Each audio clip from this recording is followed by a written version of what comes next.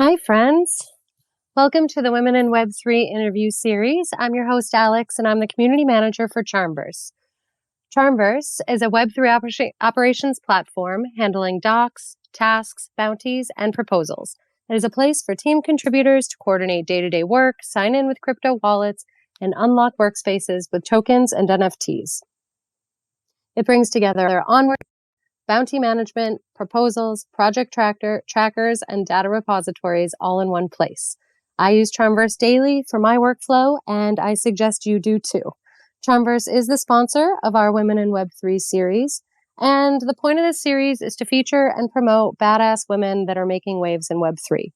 Also, listeners, we do have a POAP for you today, so listen for the secret word that I will be dropping and have your POAP mobile app ready so you can mint.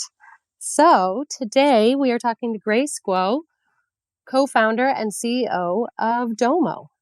Hi, Grace. Welcome. Hey, Alex, thanks so much for having me on. Yeah, thanks for taking the time to chat. I look For forward sure. to discovering more about the project you're working on. So where are you calling in from today? I am calling in from New York. I All think now right. like the crypto capital of Yes, it Web3. seems to be. It seems to be.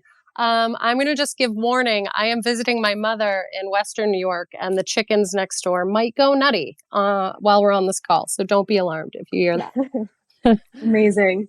Yes, yes. Are you soaking up the last year's summer? Are you in full fall mode? Yeah, no, still trying to make the most of it. I feel like the heat is a little bit more tolerable now, so spending some time outside, enjoying the sunsets, all that good stuff. I love it. Me too. So let's dig in and familiarize our audience with Domo and what you folks are doing over there. Yeah, definitely. So our tagline, if you go to Domo.so, is that we are business banking without the bank.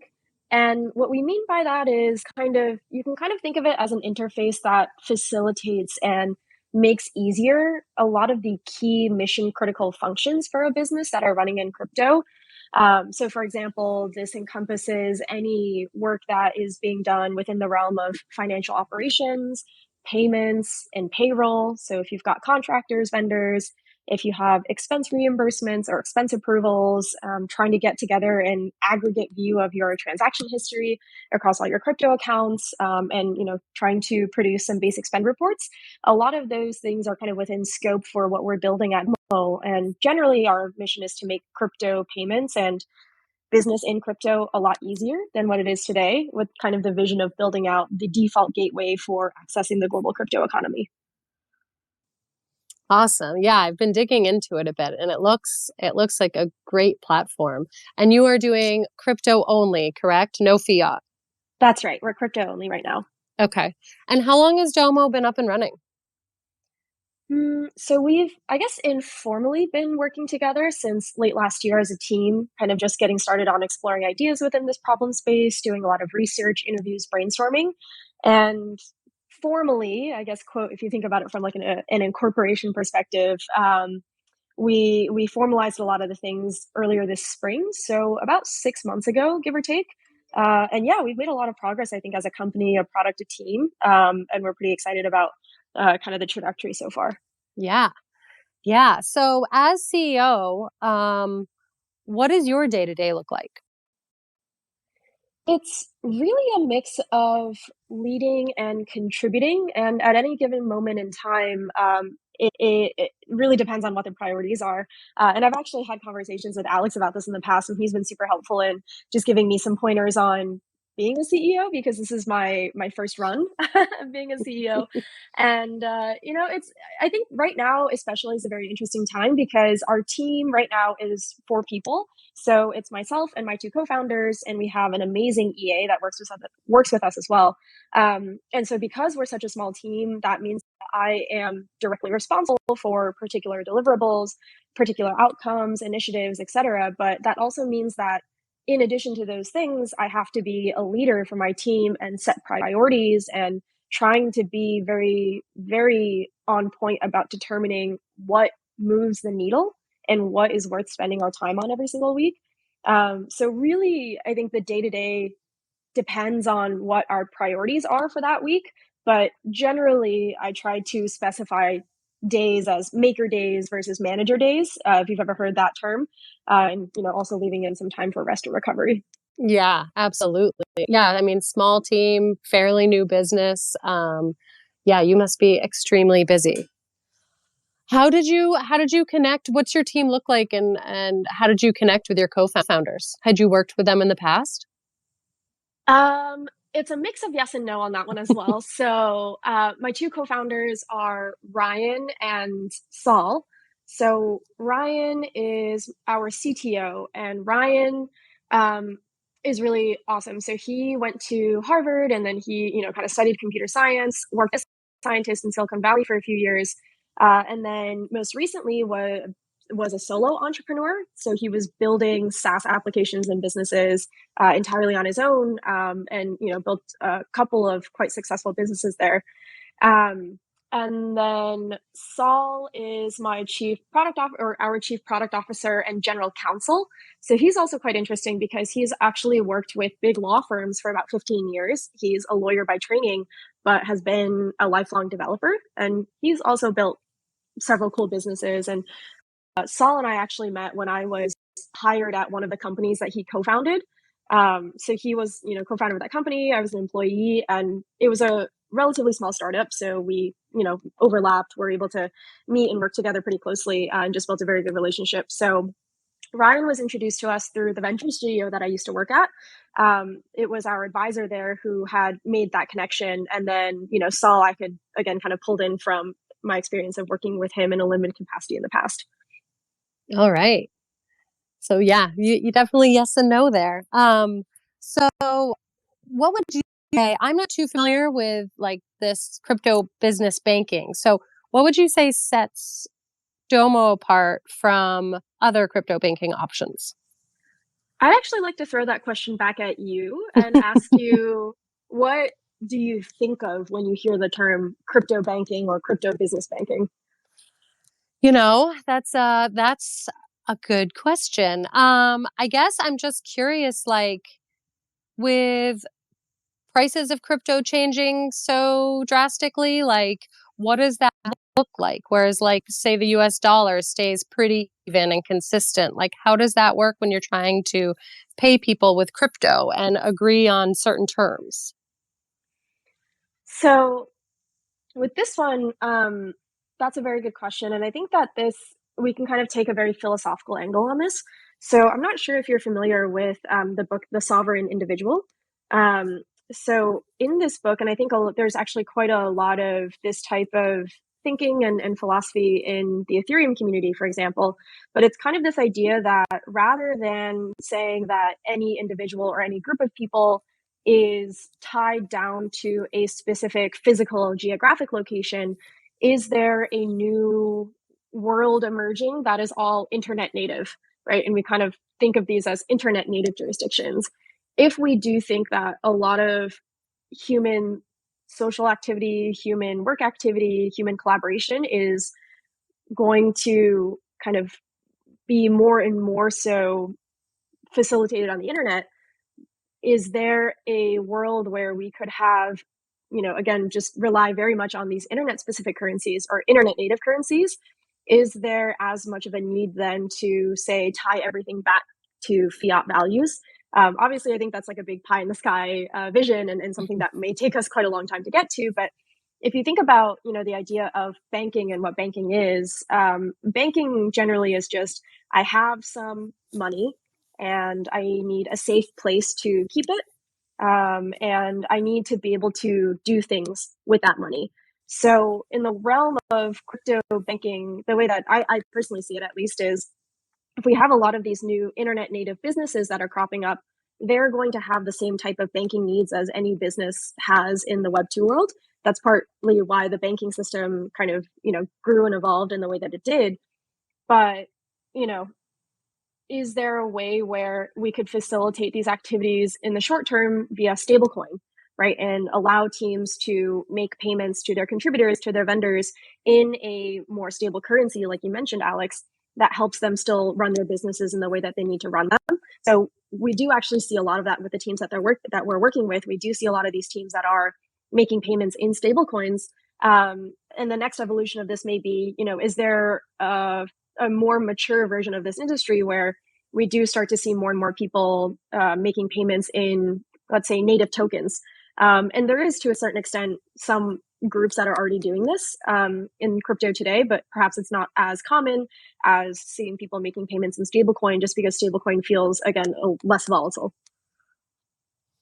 Are there a lot of other crypto banking platforms?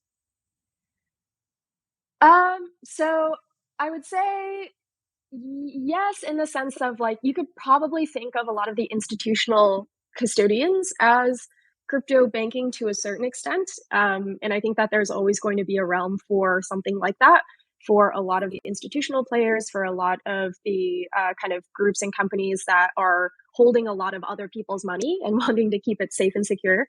In terms of other crypto banking type solutions, maybe it's better to say generally there are many teams that are working in this problem area broadly. I think we could probably all agree that making payments in crypto is pretty anxiety inducing, especially the first few times that you do it. But even people who have been in the space for several years still get freaked out when they're, trying to send money from one address to another, worrying that they've, lopped off the end of an address or are sending it to the wrong network. And we see accounts of this all over the place, even with, large companies that have been in the space for a while. So are there a lot of people that are working on crypto payments and again every kind of the experiences within this area? Definitely, because I think it's a huge problem area, and I think that there's a lot of work to be done here in terms of just making people feel more confident in handling crypto and doing what they need to do in crypto. Are there other teams that are kind of tackling the problem from the perspective that we have taken? There may be some, but I think we're perhaps just more focused on what we're doing versus what others are doing. Yeah. Yeah. Well, it based on your website and looking through it, it just looks like you're making it easy and easy to do, whether it's like the recurring payments or verifications that people want to see when they're sending that money, like you were saying, batch payments and stuff like that. Just like it just seems very like clean and clear cut. Um, so just based on your site, again, I'm not banking on there, but it looks great. What about the private alpha program? I saw mention of that, but I'm not familiar with what that is.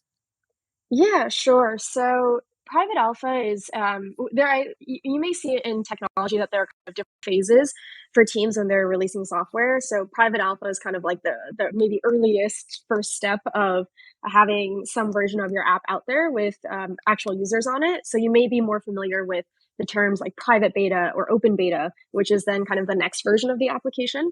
So for us in kind of our private alpha program, like I mentioned, we've been, I guess, formally, working on stuff together for the last 6 months or so.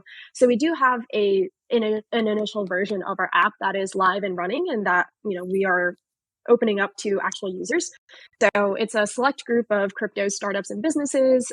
Teams who are in our private alpha program have access to Domo and are using it for their crypto payment needs. So they benefit by being able to try and continue using, if they like the app, Domo. And then we're also extremely high touch with our private alpha teams at this stage. And the benefit that we get from this private alpha program is just honestly really being able to get valuable user feedback that informs our priorities and overall app design and experience, so that we can continue building a better product. Yeah, so it's really, again, just a group of crypto and businesses that are using Domo on a recurring basis for their crypto payments. Oh, that's so smart. Yeah, that kind of feedback is just the most important. I think you learn so much, whether it's bugs or just what people want or what they use the most. Yeah, incredible. So you worked in DeFi prior to founding Jomo, correct? Yes. Yes And and is no. okay. How did you first get into Web3? Was that your intro to Web3, or have you been dipping a toe for a while? Yeah, so I actually started working in crypto back in 2018. I'm not sure if Web3 was a popular term at the time. I think Web3 may have come a little bit later, but essentially what happened back then was I was working at Goldman in finance, and I was working with super, super smart people, and I learned a ton there. But what I realized was that despite Goldman being one of the quote smaller bulge bracket investment banks out there, it was still quite large, and it was 30,000 people across the entire world. And if I had an idea and I wanted to, like start working on it immediately, it wasn't super feasible to do that because there were, lots of other projects that we had going on with the team. And with a large corporation, there's just a few more maybe checks that you have to pass or approvals that you have to get. So I decided to try my hand at entrepreneurship back in 2018. That was like my first startup experience ever. And I joined a very, very early stage crypto startup. Kind of glossing over a lot here, but basically with that crypto startup, it was interesting because back then in 2018, 2017, 2018, there was all this hype around ICOs, and there was a ton of talk around like, IoT and supply chain and, all these, really amazing use cases for blockchain. But again, I think we were still quite early with the technology and the community in general. So amidst all of that noise at that startup that I joined, we did build an actual product, and it did have an actual business model, and we did have actual customers, but we were just too early, and we made a bet on the wrong chain. I don't know if any of you are familiar with EOS, but they are very famous for having raised $4 billion in their ICO over the course of 1 year back then. And they had actually a quite active community of block producers and, participants, and a lot of people were shipping public goods. But there was also like a lot of other stuff that came along with that. That was very, very interesting as a case study from like a governance and political perspective. But yeah, so anyway, that was like my first crypto experience. And then my next crypto experience after that was working at a venture studio that focuses specifically on DeFi and crypto applications. So I joined that venture studio called EI Ventures as kind of like the founding COO. And I was kind of helping to set up everything at the company, legal entities, finance, operations procedures for the studio, as well as for the portfolio companies that we were kind of incubating, you could say. So what was the catalyst for Domo? What made you feel like there was that need for that project and you were ready to take the lead? Yeah, it was, I would say, a very organic genesis. Really, it came from my own personal experience, and I think I have a lot of empathy for operators in crypto who are, doing the really hard but the really good work that they're doing. And so, as COO of the venture studio, and by extension for quite a few of our portfolio companies, I was elbow deep in crypto finance and operations and legal day in and day out for almost a year. And through my experience working on that, there were so many things that I encountered where I was like, this sucks. This is so hard. Or, you know, maybe there were also things that, weren't necessarily like, didn't require a lot of brain power, if that makes sense, but took up a lot of my time, and or were still things that were really important that had to get done. I think what's really interesting from an operations perspective is that, like, for the most part, the things in operations are like things that you really shouldn't be putting off, or like things that you shouldn't have sitting on your backlog for a long time. Like, these are things that are so critical to the business that really need to get done, and need to get done well. And so there were so many of those types of instances where I was like, there's no way that I'm the only one that is feeling the way that I feel, having those experiences. So I started talking to and meeting other operators in the space who were working on similar things in finance and operations with crypto, with various wallets. And so it was really from being able to build a deep level of empathy for that particular problem that we were then able to say, okay, there's probably something here. Yeah. Yeah. I'm having an issue with this. Let's make this a better process and simplify and streamline. Yeah, exactly. That's great. So you touched on a little bit earlier as far as your time management and schedule and stuff, but any other tips you'd want to pass along for other founders kind of that are going through this process that could learn from some of your growing pains?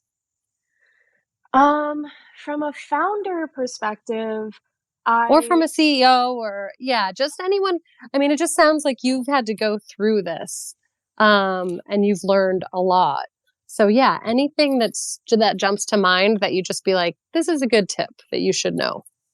yeah, some of the things that so one of the things that I do now is if I need to do something, I schedule it on my calendar. I kind of use my calendar as a to-do list, because I think that being able to actually force yourself to look at how much time you have during a week and then fit the things that you need to do within those constraints is a much more practical way of assessing whether or not this is something that you should be spending your time on, or rather you can even dictate, okay, I should only be spending like half an hour on this, not the maybe like 60 or 90 minutes that I normally would spend if I just started and wanted to make it perfect, right? If that makes sense. Mhm. So I think that is something that has been really, really helpful to me. I rely a ton on this app called Asana for task management. And I know you guys are building project management and task management at CharmVerse. And I should probably check it out as well. I've just used Asana my whole career basically, and I don't know what I would do without Asana. So Asana is something that keeps me on top of like recurring due dates or like things way far in the future that I don't want to forget about. For stuff like that, rather than putting it in my calendar, I just like put it in Asana and I set a reminder for it. And then what other things? I think the maker and manager days are super key. Being very like setting rules for when you're going to have calls versus when you're going to do deep work is super has been super helpful for me so that I don't get distracted. And then something that I have been trying to be consistent about, and I think I could do a better job of, is at the end of the week, really setting aside the time to reflect on what happened during this week, and do I feel like we hit the goals that we wanted to hit? If not, what happened? And then taking all of that information and the new information that came in during the week, and asking myself that question, okay, what moves the needle? Like what is really the stuff that will make a difference for us in the coming week? I like all of those. I'm definitely going to check out Asana because that sounds great. And the time management, I just started working remotely, and that has definitely been something like I needed to learn, like time blocking, to make sure that I just stay focused on this task for X amount of time or whatnot. And then I'm going to steal that, the reflection time. I think that is important at the end of the week, just to be like, what did I do? And obviously everyone's going to be different, but what did I do this week? What worked? What didn't? How can I go forward and be more efficient or better at this next time? Um, I think those are all great tips for anyone. Um, okay, so what would you say has been your favorite thing about building Domo? And is there something that you would change? Would you go back and change, or that you might want to change moving forward? Um, this will probably sound cliche, but my favorite thing about Doma, honestly, is being able to see the impact of what we're building on real teams and understanding how it's affecting them. It's so rewarding to know that something that you're building specifically is making people's lives easier, and it's something that people love and that people don't want to live without anymore. So that's been an amazing thing to experience, even with the kind of the short amount of time that we've been working together team so far. One thing that I'd want to change, I guess, this isn't really something that I want to fix necessarily, but just a change that I am hoping for or expecting. I am really looking forward to growing our team in the future. I do think it's a huge step and a big responsibility to bring more people onto the team, but I'm really looking forward to doing that and to kind of seeing how we evolve, how the organization evolves. Yeah, I think like generally for us, what's really interesting is that Saul and Rob and I are very different in many ways. And the great thing about that is that we have very complementary skill sets. And the other great thing about that is that, we're not afraid to challenge each other and bring different ideas to the table. And so, I mean, I'm just genuinely very grateful for them and very grateful for the challenges that we've kind of, worked through and we've overcome so far. So, well, I Yeah, don't think I would change that actually, because I think we came out of those things being stronger as a team and also as individuals. yeah, absolutely. You learn so much from having to tackle those issues and having those different vantage points from each different player on that team is so important too. And the impact, seeing that must be so rewarding. I mean, I know we see it at CharmVerse. Like I said, if we reach out to top users or something, hearing what they love about our product, or what they would want to see in the future. It's really nice to hear feedback where it's making people's lives easier, and that's fantastic. We could all use that. So I need you a quick shout out. So in honor of you, Grace, we created a app for today's Twitter space. So if you go on to your app mobile app and click Mint, you enter the secret phrase bankless banking. It is all lowercase. There is a space between bankless and banking, and you can mint your Grace Guo app. Oh my God, that's so fun. Yeah. So, and if you don't have a mobile app, let me know after this and I can send you a link or something so you can get it. Yeah. So we'll step away from Domo for a minute because you also have a podcast that you host called Web 2.5, where you talk like all things crypto, and you, like we were just talking about, how hard it is to like build and run and also scale an organization in crypto. And I did tune into one recently and it's great. I definitely suggest our listeners go check it out, Web 2.5. Tell us some of the other topics you touch on in that podcast. Yeah, podcasting has been so fun. So the first 5 episodes, I really focused on, I think, organizations and the different functions within the organization. So the very first episode is with my friends at Orca.so, which is one of the largest decentralized exchanges on Solana. And they've got an amazing UI. I don't know if anyone here is active on Solana, but just like from a product perspective, it's really a delight to use, and I genuinely mean that. So I spoke to my friends at Orca, one of the co-founders, Ori, as well as the 2 individuals there who I had worked with very closely on finance and operations stuff in the past. Podcast episode with 4 women, myself, and then my 3 friends at Orca, which is great. The second episode was with Evan, who is the CEO of Recruiter.com. And kind of giving some tips on hiring and how to think about hiring at startups specifically and within crypto. The third episode was with a really good friend as well. His name is Remy, and he runs ops at 0x Park, which is a research kind of foundation within the Ethereum ecosystem. And they focus very, very heavily on applications of zero knowledge. So he runs operations for like 0x Park, like I mentioned, and we talk in that episode a lot about how to get into crypto, how he got into crypto. Both of us are non-technical, and both of us work in operations. So I think really thinking about the operations role as being a pioneer for crypto organizations and really digging into that philosophy a little bit was super fun. The fourth episode was with a very close colleague named Amber, who leads the crypto practice at Graphic Financial. So that one is a great episode. She gives a lot of really helpful information about crypto accounting. And then the fifth episode was with Linda Fodaker, and she is a tax attorney at Denton's and like one of my favorite people also. And she gives she is a fantastic tax attorney. Like I highly recommend everyone work with her. Every time I have the opportunity to talk about her, I'm like, you guys should talk to Linda for sure. And she gives kind of an overview on like tax attorney work, aka business advisor work, and legal entities, international structures. And I think the coolest thing about all these podcasts is that I've actually been able to work with a lot of these people and their friends as well. So in the coming episodes, I released one. Well, actually, so this week I released a recording of the Bitcoin white paper. So if you haven't read the Bitcoin white paper, I highly recommend reading it and or listening to it in some format.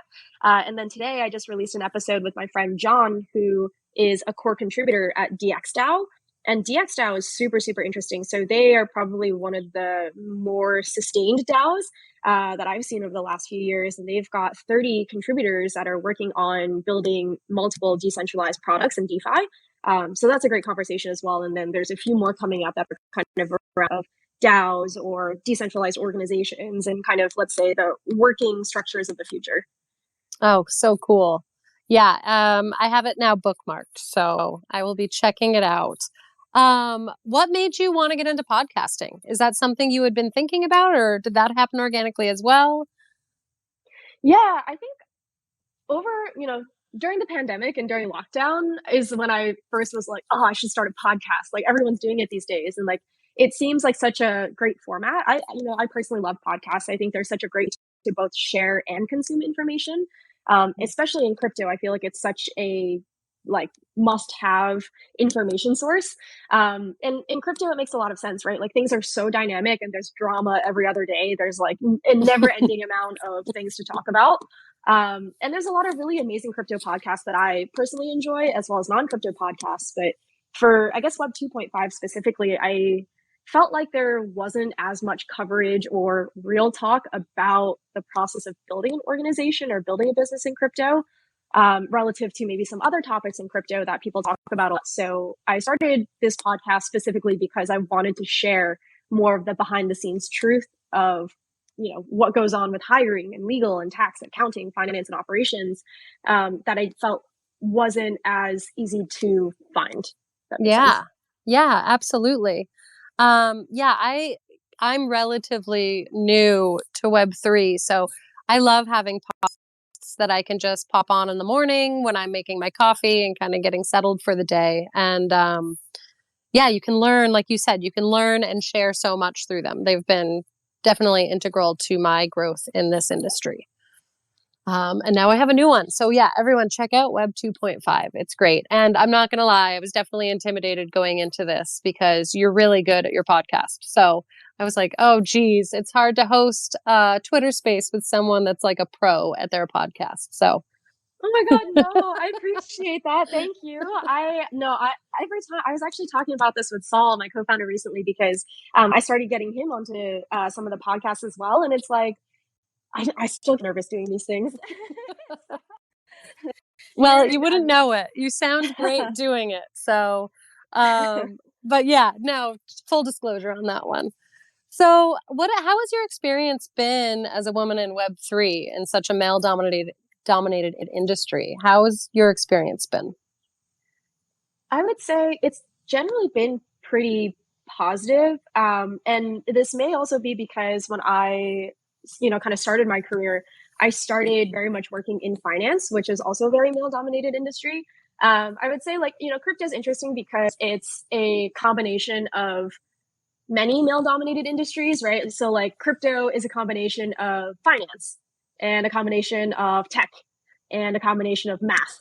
And so it's kind of this, these crossroads of these very male dominated industries. That said, there's like many different subcultures, I think, within Web3, and all of them are a little bit different. I think generally all of them can benefit from adding some diversity and perspective. But for me, I found that I've generally had a pretty good experience. I think that part of, you know, being in this space and being a builder in this space is acknowledging that these are kind of the current circumstances, but also knowing that I want to be actively change that, right? So I was kind of mentioning hiring earlier, and I do think that when I'm thinking about hiring for my team in the future, fingers crossed we get to the point where we're hitting a good level of growth. I actively want to invest in bringing more diverse perspectives onto the team and more diverse perspectives into Web3. So, it's one of those things where I recognize the current environment and I kind of adapted to it, but I also recognize that, I'd like for things to change. And so I can play an active role in that as someone who is building the space. I would say, honestly, like, when I go out to conferences and events, and I meet other people in crypto, everyone's been really nice. Like, I've made so many great friends from this industry, maybe relative even to industries that I've worked with in the past, like finance. I feel like everyone here, and it may be the open source philosophy of it all as well, or just like the general like community vibe that's going on. But I feel like I have generally been pretty welcome in most of the different circles that I've entered. And I think builders especially are, very open-minded. So yeah, my experience personally has been overall positive. I know that that may not be the case for everyone. And there's, a lot of work that we can do there to try to make sure that it is a very welcoming environment for everyone. I agree 100% on everything you just said. I've also had a very positive experience. I went to NFT NYC really not knowing what to expect. Like, is it just going to be crypto bros that don't, that like judge me because I'm fairly new to the space, or, tech people that I just don't speak their language because I'm not a tech person. But it was not that at all. It was so welcoming and encouraging and friendly, and everyone I met was just kind. And I don't know, it was so refreshing. especially if you're not sure what to expect. So, and I do believe, I think the industry is still relatively new. So there, it's our chance to make that difference and make it more inclusive and have that diversity happening. So, and I feel like a lot of the guests that I've had, the other women that I've have had a similar experience to you, which is great to hear. So yeah, keep doing what you're doing. Is there a woman that you look up to most in Web3 or in DeFi or that you would give a shout out to? I ask this somewhat selfishly, because I like Mm. to find people to check out that I'm not familiar with. Yeah, I would say, like, honestly, and I mean this completely honestly, like, nearly every woman that I meet in Web3, I'm like, "Wow, you're awesome." Because, there it is true, there's not that many of us, but it's also genuinely, like, the more that I meet and I learn about, women in Web3, and, like, there's always something about their journey or their career, their outlook, even their mannerisms, like, there's always something or many things that I find that I admire. Names specifically from a podcast perspective, Laura Shin has been, hosting Unchained for so many years now, and she's produced so many great episodes. It's a great podcast series. Anna Rose, who co-hosts the ZK podcast alongside Tarun, is also very much someone that I look up to. And, honestly, like all of the people that I mentioned that I've even brought onto my own podcast, the women like Ori, Kiko, Tazin, Linda, Amber, Cindy, like there's so many women that I've met from working in Web3 where I'm just like, wow, like what you're doing is awesome. And Yeah. like, I'm here to cheer you on and support you. Yeah, that's awesome. I really like that answer that I also feel that way too. Just all the women that I've met in this space have all been really badass women that are doing cool projects or, teaching themselves along the way and just immersing themselves in this culture. And it's great. The networking has been fantastic. And I feel really fortunate to be able to have this series, this Women in Web3 series, and be able to talk to people like you that are, building really great platforms and doing great stuff in this space. How about 3 crypto projects or NFT collections that you're keeping an eye on? Um, So for us, we are very, very actively, keeping an eye on Gnosis Safe, of course, the multi-sig wallet in Ethereum, and they have got some interesting stuff going on with regards to kind of like their whole Gnosis, let's say, umbrella. Gnosis started off as kind of this one project, and then they started working on all these different things. Gnosis Safe being one of them, and so there's like active governance proposals going on right now around like Safe Token and kind of like the Safe community specifically. So there's a lot of cool stuff to follow there. Like I mentioned earlier, my friend John works at DXDAO, and I think DXDAO is such a fascinating example of like a very decentralization gung ho organization that is very functional, at least like from what I see. And so they've got a lot of really interesting stuff going on as well as it relates to governance, as it relates to building decentralized products. And then lastly, there's a lot of really cool work going on with ZK, so Zero Knowledge, and 0x Park, which is the organization where Remy works. There's a lot of really, really cool stuff. I know I keep saying this quite generally, but there's a lot of really cool stuff going on at 0x Park. And there's also a really cool ZK rollup called Scroll. But yeah, generally, I would say like those are the examples of the projects that I'm following maybe a bit more closely. But there's, I think once you are able to kind of cut through the noise in crypto, there's so much really good stuff that's happening right now on the building side. Yeah, definitely.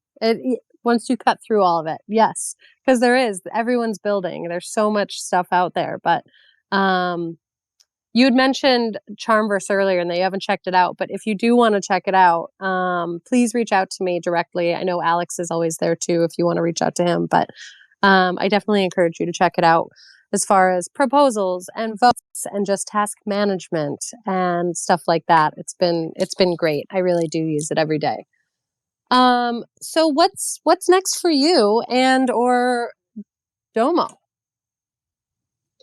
Well, right now we've got a pretty high build velocity going on, and it's such a great feeling.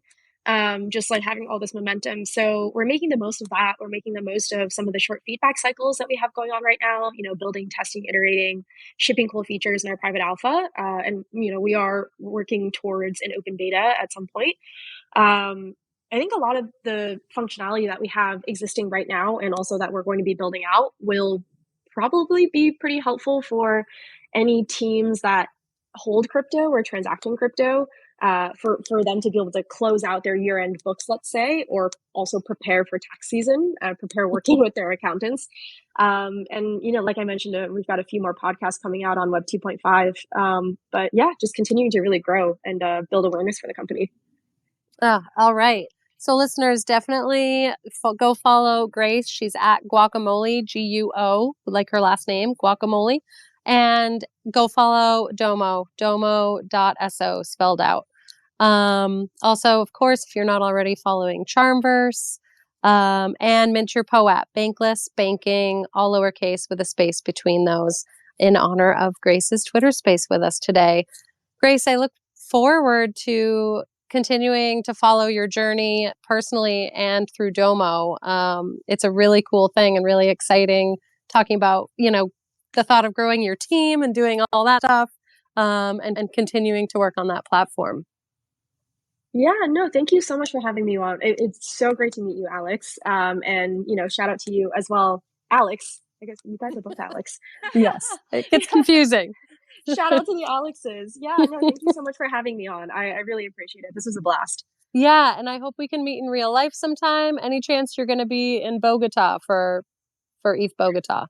Yeah, I am actually. And then, Alex, you did send me something. I need to reply to you about it. So yes, I will be in Bogota, and hopefully we can meet there. I would love that. That would be fantastic. It's always just great to strengthen these relationships within an in real life intro. So, Totally. again, thanks so much for joining me today and taking the time. I wish you the best of luck and all the stuff coming up. And I'll see you in Bogota. Sounds great. Thank you so Awesome. much. Listeners, thanks so much for tuning in. Go give all the follows. And yeah, thanks for stopping by and have a great rest of your week.